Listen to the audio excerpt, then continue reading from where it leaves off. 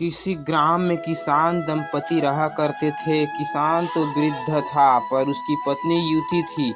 अपने पति से संतुष्ट न रहने के कारण किसान की पत्नी सदा पर पुरुष की टोह में रहती थी। इस कारण एक क्षण भी घर में नहीं ठहरती थी। एक दिन किसी ठग ने उसको घर से निकलते हुए देख लिया। उसने उसका पीछा किया और जब देखा कि वह एकांत में पहुंच गई तो उसके सम्मुख जाकर उसने कहा, देखो, मेरी पत्नी का देहांत हो चुका है। मैं तुम पर अनुरक्त हूँ, मेरे साथ चलो। वह बोली, यदि ऐसा ही बात है तो मेरे पति के पास बहुत सा धन है। वृद्धावस्था के कारण वह भी हिलडुल नहीं सकता। मैं उसको लेकर आती हूँ जिससे कि हमारा भविष्य सुखमय बीते। ठीक है, जाओ, कल प्रातःकाल इसी समय इसी स्थान पर मिल जाना। इस प्रकार उस दिन वह किसान की स्त्री अपने घर लौट गई। रात होने पर जब उसका पति सो गया तो उसने अपने पति का धन समेटा। उसे लेकर प्रातःकाल उसी स्थान पर जा पहुंची। दोनों वहां से चल दिए।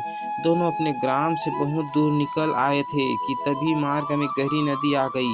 उसी समय उस ठग के मन में विचार आया कि इस औरत को अपने साथ ले जाकर मैं क्या करूंगा, और फिर इसको खोजता हुआ कोई इसके पीछे आ गया तो वैसे भी संकट ही है। अतः किसी प्रकार उसने सारा धन हथियार कर अपना पिंड छुड़ाना चाहिए।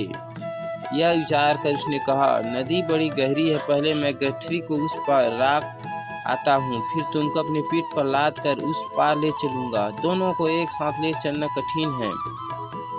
ठीक है, ऐसा ही करो। किसान की स्त्री ने अपनी गठरी उसी पकड़ाई तो ठग बोला, अपने पहने हुए गहने कपड़े भी दे दो, जिससे नदी में चलने से किसी प्रकार की कठिनाई नहीं होगी और कपड़े भीगेंगे भी नहीं।